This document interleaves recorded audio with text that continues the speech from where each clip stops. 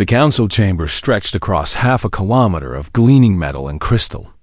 Built to impress and intimidate any species that entered its halls, Ambassador Catherine Hayes stood at the center podium, her hands resting on the smooth surface as she looked up at the 50 delegates who formed the Galactic Council behind her.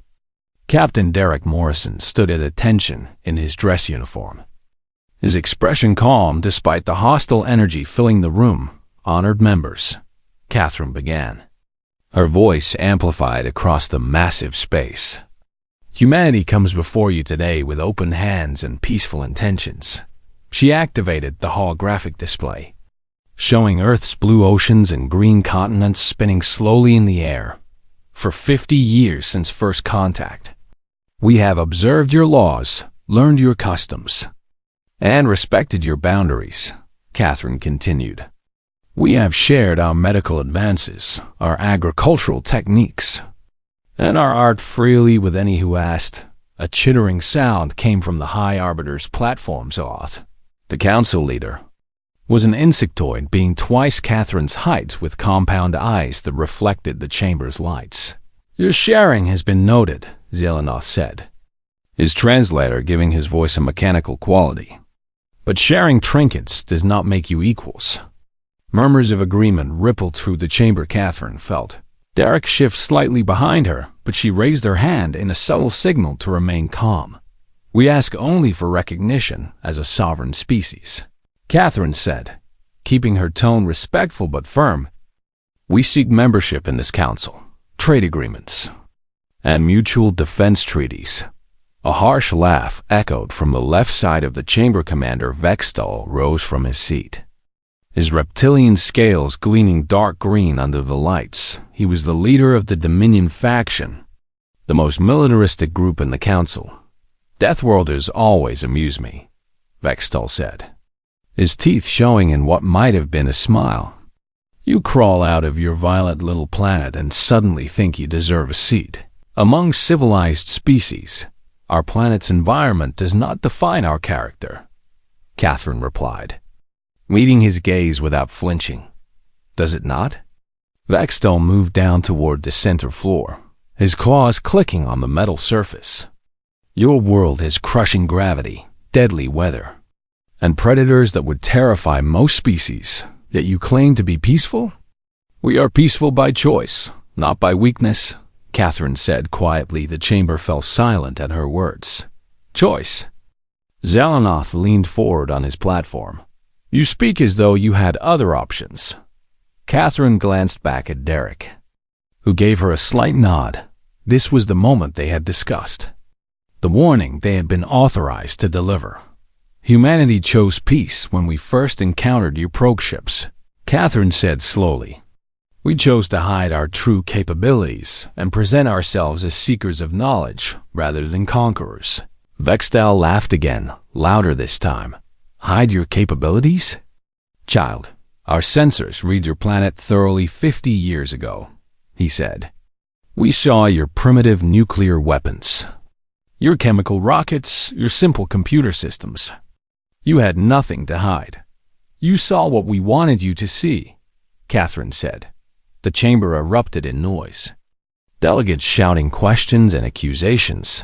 Jan struck his resonance staff 3 times, calling for silence. Explain yourself, Ambassador, he said, his translator crackling slightly with what might have been anger. Catherine took a deep breath. This could either save humanity or doom them. But they had to try.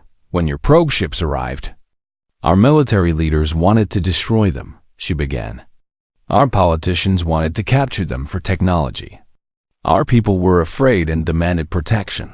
She paused, letting her words sink in. But our scientists, our philosophers, and our teachers proposed something different, Catherine continued. They suggested we choose peace, even if it meant appearing weak. They believed that showing strength first would make us enemies before we could become friends. So you lied, Vextal said flatly. We chose hope over fear, Catherine corrected.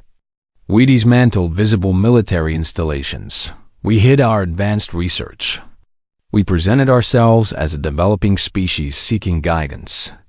We did this because we wanted to join the galactic community as friends, not as threats. And now? Zelenoth asked. Why reveal this now? Catherine straightened her shoulders. Because this council has just voted to give humanity an ultimatum, she said, her voice carrying clearly through the silent chamber. Submit to colonial oversight. Surrender our planetary sovereignty. Accept occupation forces. Or be classified as a hostile threat to galactic peace. Those were the terms presented. Zelenoth confirmed. Then humanity must respond with truth, Catherine said. We came here today to ask for peace one final time. We came to offer friendship, cooperation, and mutual respect. She looked around the chamber, meeting the eyes of as many delegates as she could. But if this council chooses force over diplomacy, if you decide to invade Earth and subjugate humanity, then you will awaken something we buried 50 years ago. Catherine's voice dropped lower. Something we hoped never to use. Something we built in case our choice of peace was mistaken. Vextal's laugh was sharp and mocking. Threats from a primitive species? You overestimate your importance, human. It is not a threat. Commander, Catherine said quietly. It is a warning. We are offering peace one last time. What happens next is your choice. Zelenoth studied her for a long moment. The council has made its decision. He finally said, You have 30 days to accept our terms after that. A pacification fleet will be sent to Earth. Catherine bowed her head slightly. Not in submission, but in acknowledgement. Then humanity must prepare, she said as she turned to leave with Derek. She heard Vextal's voice call out behind her. What could primitives possibly have buried that would concern the combined might of the Galactic Council? Catherine stopped at the chamber doors and looked back. You are welcome to find out, Commander, she said. But I pray you choose differently. The doors closed behind them, and Derek finally allowed himself to exhale. Do you think they will listen? He asked as they walked toward their transport ship. No, Catherine said sadly. They think peace means weakness. They will come. And then they will learn what humanity truly is, and what we can become when we have no other choice. Derek added quietly. Catherine nodded, already composing the message she would send to Earth. The countdown had begun. Day 31 arrived with fire in the sky. General Patricia Coleman stood in the command center buried 3 kilometers beneath the Rocky Mountains, watching holographic displays show enemy vessels dropping out of faster-than-light travel. Count? She asked, her voice steady despite the knot in her stomach. 247 capital ships. Over 1,000 support vessels, her operations officer reported. Admiral Tervax is broadcasting on all frequencies. Put him through. Patricia ordered. The alien commander's face appeared on the main screen, his features resembling a cross between a shark and a lizard. Humans of Earth. Tervax began, his translator making his voice sound almost bored. Your time for compliance has ended. Surrender your planet immediately, or we will cleanse it of your presence. You have 1 hour to respond. Patricia touched the control to send her own message. Admiral Tervax. This is General Patricia Coleman of Earth Defense Command, she said calmly. Withdraw your fleet now and no blood will be spilled. This is your only warning. Tervax's expression shifted to what might have been amusement. Your warning? General, my fleet could sterilize your planet in a day, he said. I offer you the chance to save your species through submission. I offer you the chance to save yours through retreat. Patricia replied. The transmission cut off and Tervax. Fleet opened fire. Orbital defense stations exploded in brilliant flashes of light. Visible military installations on the surface became craters within. Minutes. Patricia watched the destruction with an expression that revealed nothing. Defensive. Posture only, she ordered. Launch our visible fleet. Engage at medium range. But General, they will be slaughtered. Her tactical officer protested. "I know," Patricia said quietly. "But we need time, and we need to maintain the illusion a little longer." High above the planet, Lieutenant Jake Sullivan pulled his fighter into a steep climb as plasma fire streaked past his canopy. His squadron of 20 had been reduced to 7 in the first engagement. "Eagle 3 to all wings." "Pattern Delta," he shouted into his comm. "Keep them busy. Make every shot count." "They are picking us apart," his wingman called back. "These weapons barely scratched their shields." Jake jinked left. Avoiding another volley, he knew the truth that his squadron mates did not. These fighters were never meant to win, only to delay all wings. "This is Eagle Leader," he transmitted. "If you have to eject, do it now. Head for the surface shelters. And leave you out here?" His wingman protested. "That is an order." Jake said firmly. He watched as 6 escape pods launched from dying fighters. His own fighter shuddered as a plasma bolt clipped his wing alarms, screamed in his ears. But Jake kept flying, drawing fire away from the escape pods. "Computer, how long until hull breach?" he asked. 45 seconds. The synthetic voice replied. Jake armed his last missile and lined up a shot on the nearest alien cruiser. The missile launched, struck the enemy shields, and did almost nothing. "Worth a try," Jake muttered as his fighter finally came apart around him. The ejection sequence fired automatically, throwing him clear just before the explosion. His pod tumbled toward Earth's atmosphere as the battle raged above him in the command center. Patricia watched Jake's fighter disappear from her screens. "Add Lieutenant Sullivan to the survivor list," she said, noting that his pod's trajectory would bring him down in the Pacific. "General, we have lost 60% of the visible fleet," her operations officer reported. "Alien ground forces are preparing to land." Patricia touched a secure comm channel. "Dr. Chun, what is your status?"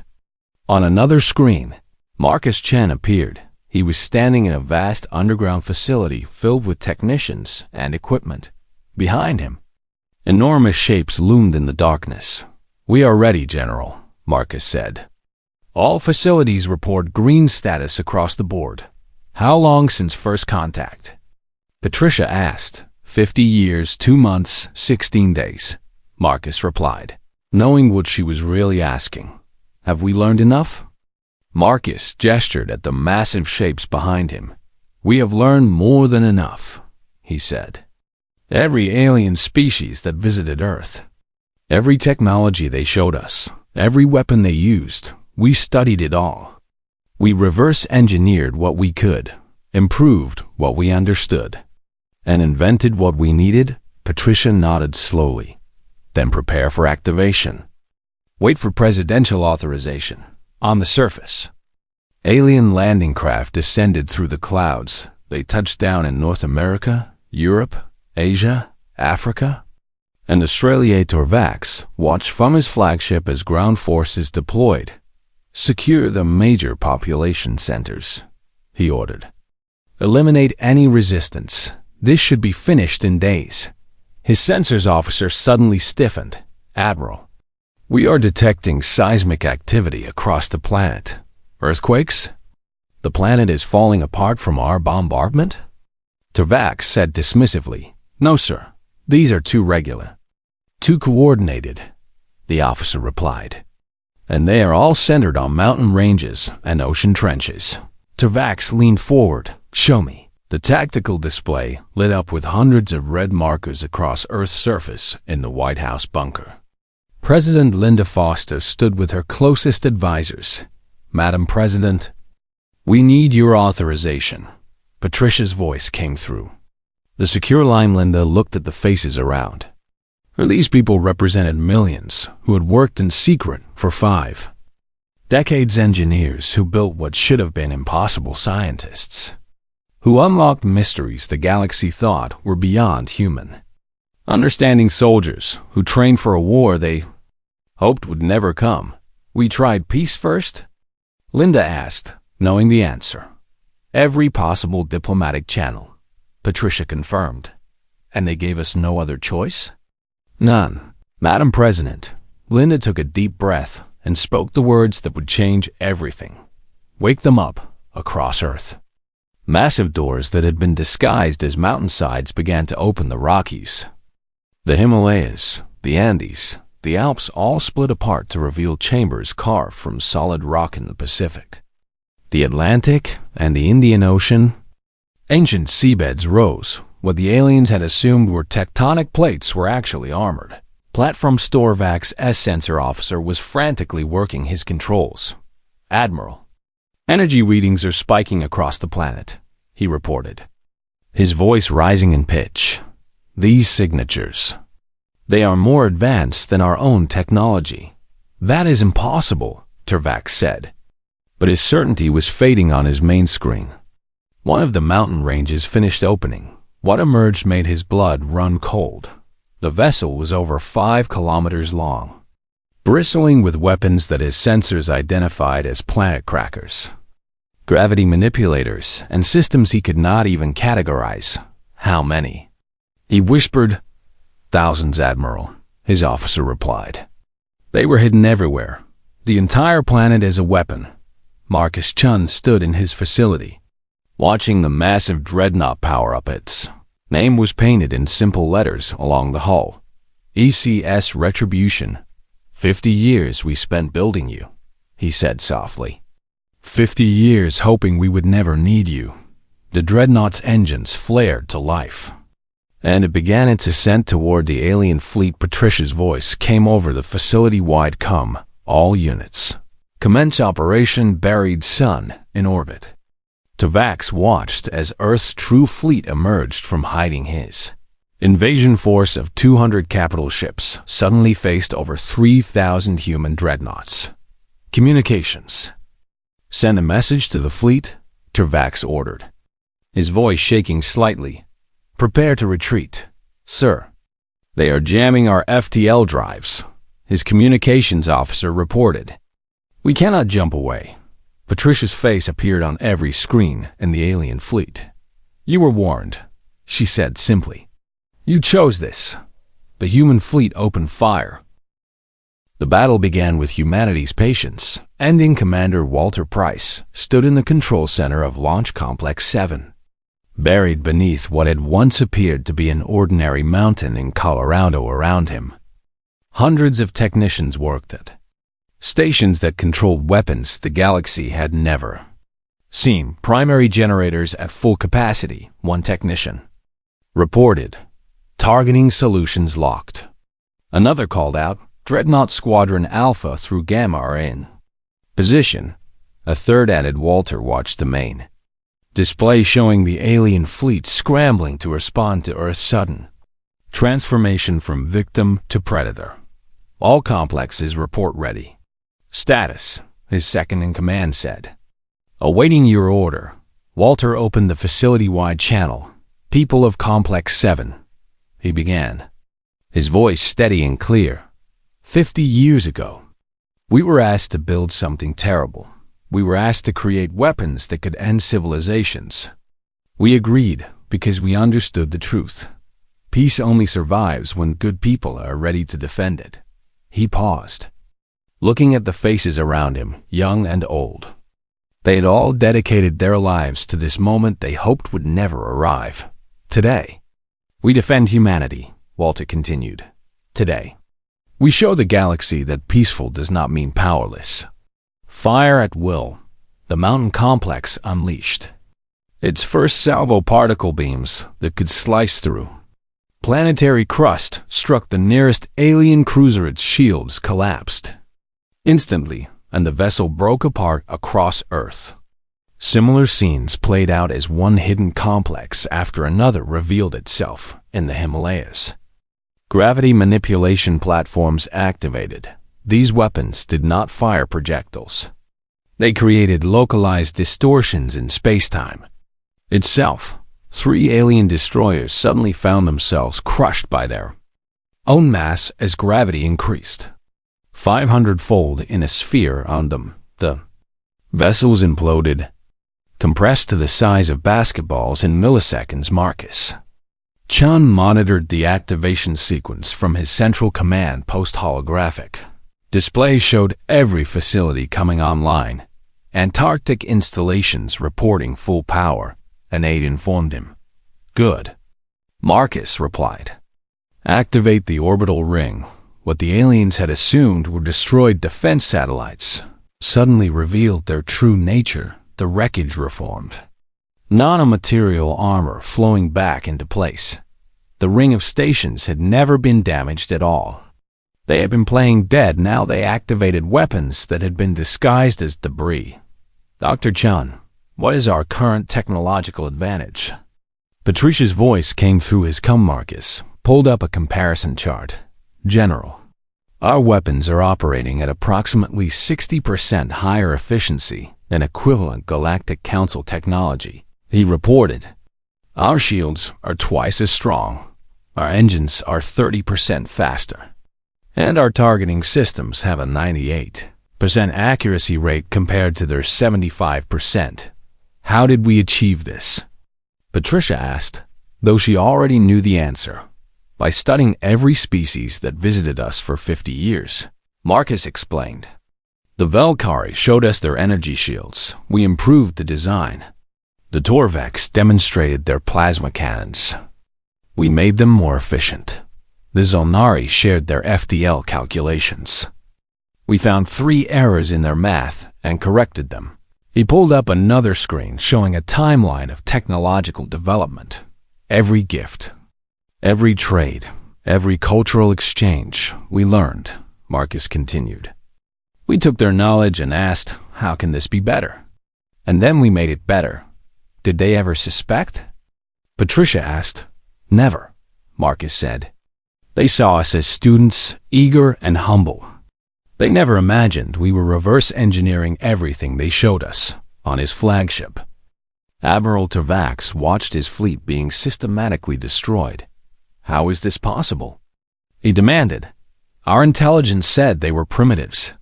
His tactical officer worked frantically at his console. Admiral, their weapons are registering as more advanced than anything in Council space, he reported. Some of these technologies, I do not even recognize them. What about their fighters? Tavax asked, remembering how easily they had been defeated earlier. Sir, those were decoys, the officer replied, pulling up new sensor data. The real fighter squadrons are launching now, on the main screen. Launch bays opened across the human dreadnoughts. What emerged looked nothing like the primitive craft from the first engagement. These fighters were sleek and black. Barely 50 meters long, they moved with impossible agility. Ignoring the normal constraints of inertia and momentum, they are using gravity manipulation for propulsion. Tavax science officer gasped. The fighters themselves are riding artificial gravitational waves. One of the alien battlecruisers tried to target the new fighters before it could fire. 3 of the human craft dove toward it. They did not fire weapons. Instead, they created a gravity well directly. In front of the battlecruiser, the alien ship accelerated uncontrollably into the artificial gravity field and tore itself apart from the tidal forces. Walter Price watched the battle unfold from his command. Center Complex 7 to all ground installations, he transmitted. The enemy fleet is attempting to regroup at coordinates Delta-7-9er. Prepare for coordinated strike. Complex 12 acknowledging. Came a response from the Andes. Complex 19 ready. Reported a facility in Antarctica. Complex 8 standing by. Added a station in the Pacific on my mark. Walter said, watching the timing countdown. Mark, 20 different installations fired.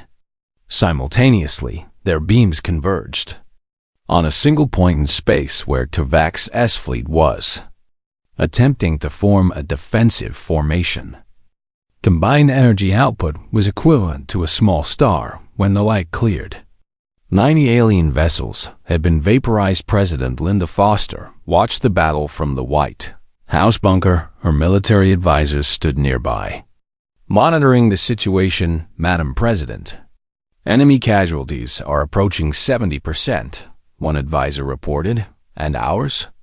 Linda asked. Minimal, the advisor replied. We have lost 3 dreadnoughts and approximately 50 fighters. The hidden installations are operating at peak efficiency. Linda felt the weight of command settle on her shoulders. Open a channel to Admiral Tervax, she ordered. The alien commander's face appeared on her screen. He looked defeated, his earlier confidence completely gone. Admiral, this is President Linda Foster, she began. I am authorized to offer terms of surrender. Surrender? Tervax repeated. You mean my surrender? I mean an end to this pointless violence, Linda said. We did not want this war. We tried to avoid it. But you forced our hand. By hiding your strength, you deceived the Council. Tervax accused. By offering peace first, we gave you a choice, Linda corrected. You chose to interpret our peaceful nature as weakness. That was your mistake, not our deception. Tervax was silent for a moment. What are your terms? He finally asked. Immediate ceasefire, Linda said. Your surviving ships will be escorted to the edge of our solar system. You will return to the Council and report what you found here. And then? Tervax asked. Then the Council decides if they want peace or if they want to join you in defeat, Linda replied. But know this, Admiral. Everything you have seen today is only what we were willing to reveal. We buried much more than weapons in those mountains. Tervax looked at the strategic display showing his devastated fleet. He had come to conquer a primitive world and instead found a sleeping giant. I will recommend peace, he said. Quietly, we hope you succeed, Linda replied. Because if the Council chooses war, we will take the fight to them. The transmission ended and Linda looked at her advisors. Send the message to General Coleman, she said. Offer quarter to any alien vessels that stand down. Begin rescue operations for survivors, even after they tried to conquer us? One advisor asked. Especially because they tried to conquer us, Linda said firmly. We need to show them that human strength includes mercy, that we fight only when we must, and that we treat even our enemies with dignity. In orbit, the human fleet began broadcasting surrender terms. Many alien ships powered down their weapons immediately, grateful for the chance to survive. Others, driven by pride or duty, continued fighting and were quickly eliminated by the time Earth's sun set on that terrible day. The battle was over. The alien invasion force had been crushed. Humanity had revealed its true nature to the galaxy. And now, the galaxy would have to decide how to respond. Captain Derek Morrison stood on the bridge of the ECS Retribution and watched as his weapons officer prepared the final strike. The massive dreadnought had emerged from its hidden chamber in the Rockies less than an hour ago. Now, it led a fleet of 200 similar vessels toward the remnants of the alien armada. Captain, we have multiple enemy cruisers attempting to flee, his tactical officer reported. Jam their FTL drives, Derek ordered. No one leaves until we say they can. Jammers active.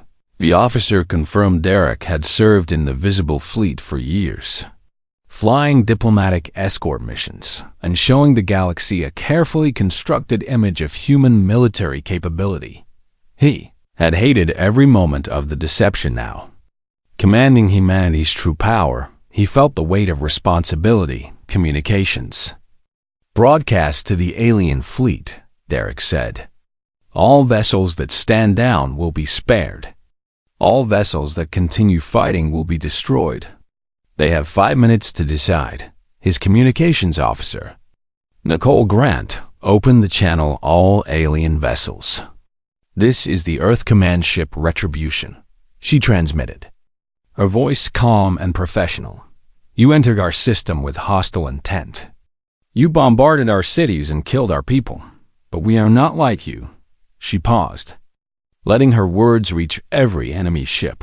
We offer you mercy, Nicole continued. Power down your weapons, lower your shields, and you will be treated according to the laws of war. Refuse and face the consequences on what remained of Admiral Tervax's flagship. His second-in-command, Velcora, listened to the transmission. She turned to her commander, who sat slumped in his chair. "Admiral, we must accept," Velcora urged. "We have lost this battle. The Council will see it as cowardice." Tervax replied bitterly. "The Council sent us to conquer primitives," Velcora shot back. "They lied to us. They told us these humans were weak and backward. Look at what we face." She gestured at the tactical display, showing the overwhelming human forces. "Every species in the Council will want to know how we were defeated." Velcora continued. "If we die here, that knowledge dies with us. If we survive, we can warn them." Tervax looked at his remaining crew. They were terrified, and rightfully so. All ships. "This is the Admiral," he finally said. "Stand down. Comply with human instructions." Across the battle space, alien vessels began powering down their weapons, but not all of them. A squadron of heavy cruisers from the Dominion faction refused the order. "This is Cruiser Commander Ralvex," a harsh voice transmitted. "We do not surrender to inferior species. We die with honor." The 8 cruisers turned toward the Retribution and opened fire. Derek watched the incoming plasma bolts with calm detachment. "Shields," he said simply. Retribution's defensive screens lit up, absorbing the enemy fire without strain. "Return fire. Disable only," Derek ordered. "Sir, they are specifically targeting civilian evacuation ships in low orbit," his tactical officer reported urgently. Derek's expression hardened. "Belay that last order," he said. "Remove them." The Retribution's main weapons array activated. Particle beams crossed the distance to the Dominion cruisers in seconds. Enemy shields collapsed under the assault, and the vessels broke apart. "Captain, we are receiving a transmission from Lieutenant Jake Sullivan," Nicole reported. "His pod landed safely. Have him recovered and brought to the medical bay," Derek said. "He earned it." Jake was floating in the Pacific, watching the battle through the transparent canopy of his survival pod. The human fleet moved with precision and overwhelming force. It was beautiful and terrible. A rescue shuttle descended toward him, its engines creating ripples in the water as it lifted him from the ocean. Jake could see the coast of California in the distant. Smoke rose from several cities where alien ground forces had landed. "Lieutenant Sullivan, welcome aboard," a medic said as they pulled him into the shuttle. "Are you injured?" "Just my pride," Jake replied. "I got shot down by a cruiser. You and 60 others," the medic said, checking him for injuries. "But you bought time for the real fleet to launch. Command says every pilot from the visible fleet is getting a medal." "I would rather have my fighter back," Jake said. But he smiled slightly. The shuttle headed toward a floating medical platform that had risen from the ocean floor like everything else. It had been hidden, waiting on the Retribution's bridge. Derek received an update from General Coleman. "Captain Morrison, you are authorized to pursue fleeing vessels to the edge of the solar system." She transmitted, "Use appropriate force." "Understood." "General," Derek replied, "what about the ground forces?" "Being handled," Patricia said. "Our surface installations are quite effective on the ground." Alien soldiers who had confidently deployed to occupy Earth's cities found themselves surrounded. Human forces that had seemed primitive and disorganized suddenly revealed themselves as highly trained and well-equipped. In New York, a battalion of alien infantry discovered that the city's subway tunnels connected to vast underground barracks. Thousands of human soldiers emerged from hidden positions. "Ground forces, this is your only warning," a human commander broadcast. "Surrender your weapons and you will not be harmed." The alien battalion commander looked at the forces surrounding his position. They held weapons he did not recognize, war armor that his sensors could barely detect, and moved with professional discipline. "We surrender," he said. ordering his troops to drop their rifles. Similar scenes played out across every continent. The alien ground invasion collapsed within hours in orbit. Derek's fleet escorted the surrendered alien vessels toward the outer solar system. Velkara watched from her ship as they passed Mars. "Their entire solar system is fortified," she said to Tervax, who was being held in comfortable but secure quarters. "What do you mean?" The Admiral asked. "Look at Mars." Velkora pointed at the tactical display. "Those are not natural formations." Tervax studied the red planet. What? He had assumed were canyons and crater formations were actually massive weapon emplacements. They weaponized an entire planet? He whispered, "Not just Mars," Velkora said, pulling up sensor data. "There are installations on every major body in this system. Asteroids that are actually disguised stations. Comets that have been hollowed out and filled with weapons. 50 years, Tervax said. They spent 50 years preparing for this, and hoping they would never have to use it, Velkora added.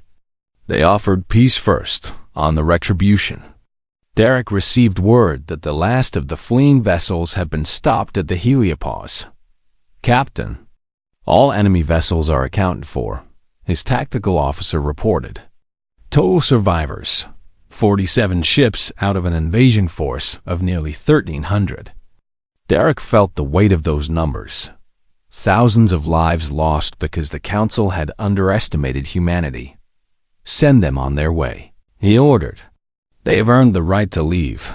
"Sir, one more thing," Nicole said. "We are receiving a transmission from the Dominion flagship. The one that was destroyed. Put it through," Derek said. The message was a recording, sent automatically as the ship D. Tervax's face appeared. But not the defeated commander who had surrendered this. Was from the beginning of the battle when his confidence was still intact. "To the Galactic Council," the recording said. "If you receive this, it means our fleet has been destroyed. Know this. Humanity is not what we believed. They are not primitives. They are not weak. They are the most dangerous species I have ever encountered." Tervax paused, and Derek could see the realization dawning on the alien's face. "They offered peace, and we responded with war." Tervax continued.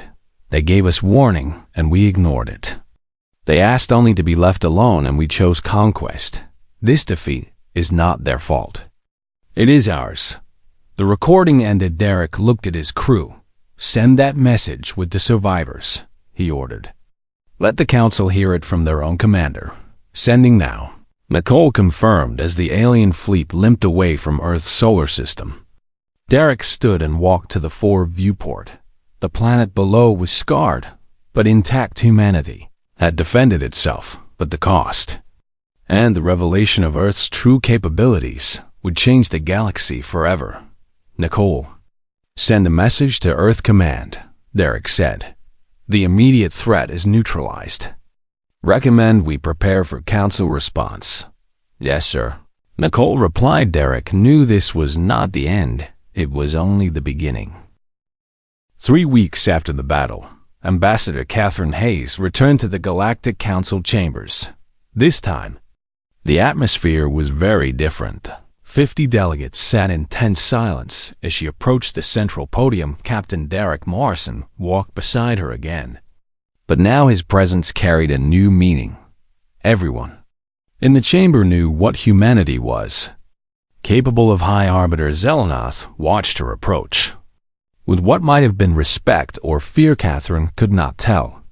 "Which, Ambassador Hayes," Zelenoth began, his translator carrying a more cautious tone. "You have requested an emergency session. The Council recognizes Earth's right to speak." "Thank you, High Arbiter," Catherine said, her voice carrying the same calm professionalism as before. "I come before you with humanity's terms." A ripple of shock went through the chamber. "Terms?" Commander Vestal stood from his seat, though his aggressive posture was noticeably absent. "You dare to make demands?" "I dare to seek peace," Catherine corrected. which is what I came here to do 3 weeks ago. She activated a holographic display showing the battle statistics. Your invasion force numbered 1,273 vessels. Catherine began. 47 survived. Of those, 12 were too damaged to make the return journey and had to be towed. The numbers hung in the air. Impossible to ignore. 8,362 alien soldiers deployed to Earth's surface. She continued. All of them surrendered within 6 hours. All of them are alive and well, currently being housed in comfortable detention facilities until diplomatic arrangements can be made. You kept them alive? A delegate from the Valkyrie species asked in surprise. Of course, Catherine replied. They were following orders, just as our soldiers were. Why would we punish them for doing their duty? Because that is what conquerors do. Another delegate said quietly. We are not conquerors, Catherine said firmly. We never were. We are defenders. We built weapons hoping never to use them. We hid our strength, hoping you would accept our friendship without fear. She looked around the chamber, meeting the eyes of delegates who had voted to invade her world. You forced us to reveal what we buried, Catherine continued. And now you have seen the truth. Humanity is powerful. But that power was always meant for defense, not conquest. Zelenoth leaned forward on his platform. What are these terms you speak of? Yes, Catherine pulled up another display. First, immediate cessation of all hostile actions toward Earth and her territories, she said. Second, reparations for damages caused during the invasion. Third, recognition of Earth as a sovereign entity with all rights and protections accorded to Council members. You want to join the Council? Vextel interrupted. After destroying our fleet? We want what we asked for 3 weeks ago, Catherine replied. Nothing more, nothing less. And if we refuse? Vextel challenged. Then you will force us to take further defensive action, Catherine said. But I truly hope you will not make that choice. A new delegate stood.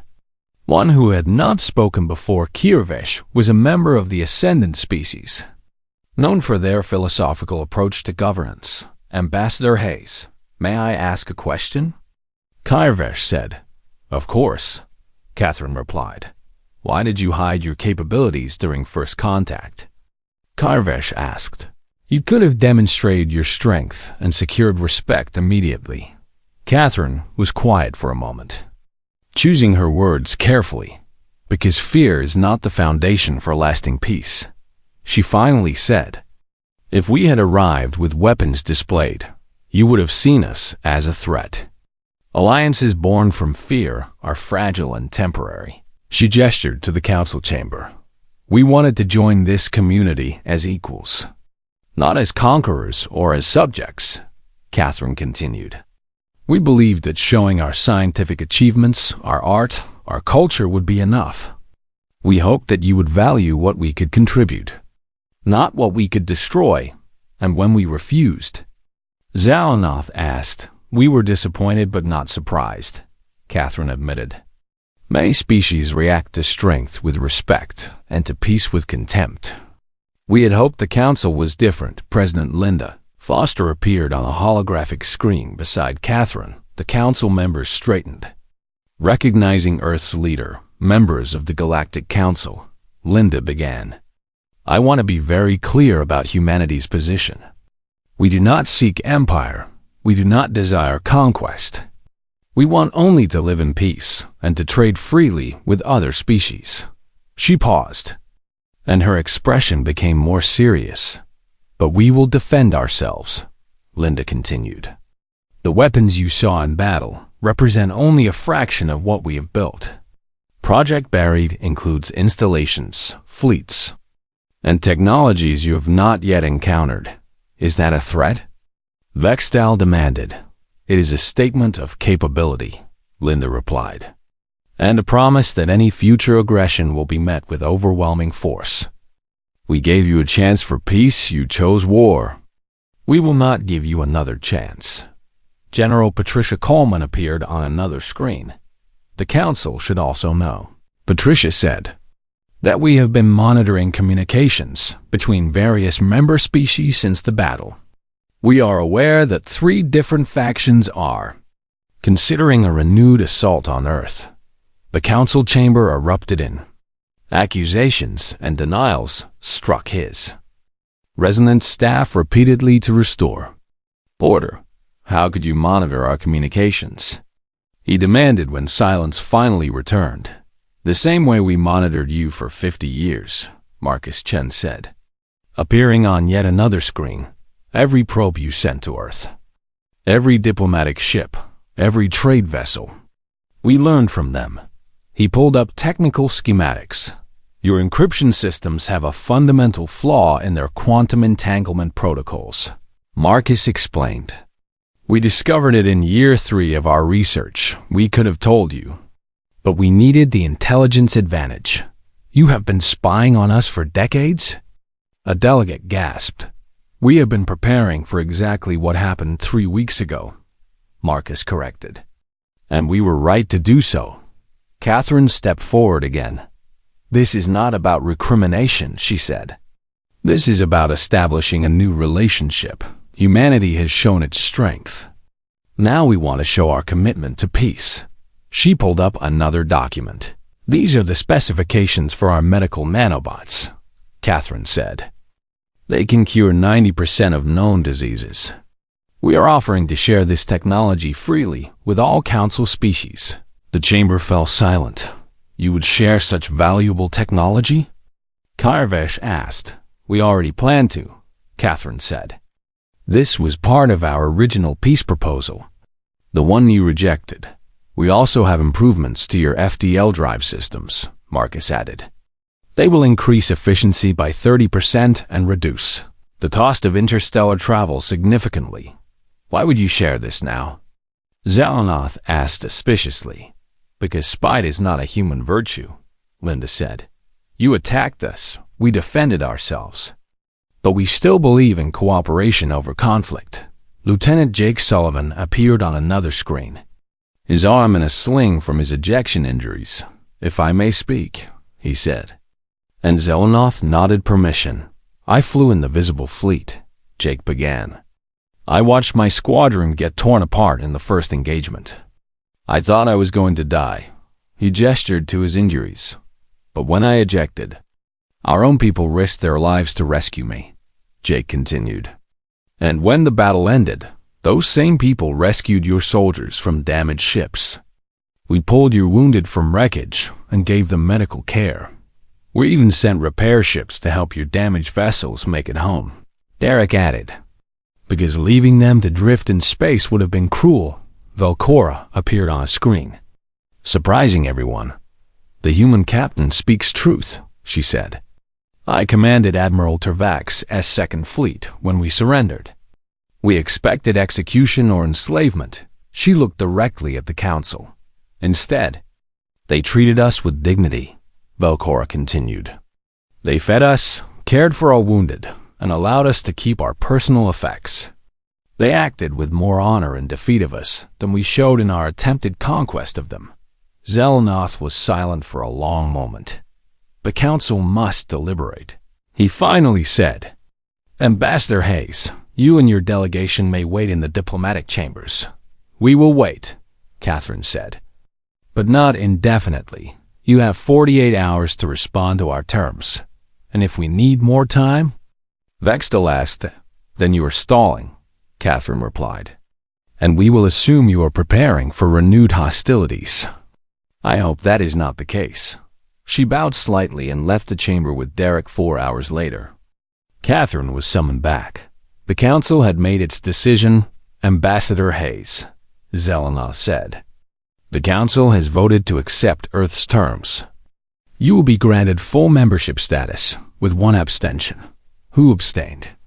Catherine asked. I did, Vextel said, standing, not because I oppose peace, but because I cannot bring myself to vote in favor after my faction's role in the invasion. He looked at Catherine directly. Your people showed us mercy when we deserved none, Vextel said. I abstain as recognition of my own failure. But know that I will not oppose your membership. Catherine nodded, accepting his reasoning. Then humanity accepts the Council's offer, she said. We look forward to peaceful cooperation. That evening, Catherine stood with Derek on the observation deck of their ship, watching Earth rotate below. Do you think this peace will last? Derek asked. I think we gave them a reason to respect it, Catherine replied. We showed them that we are strong enough to defend ourselves, but wise enough to choose mercy.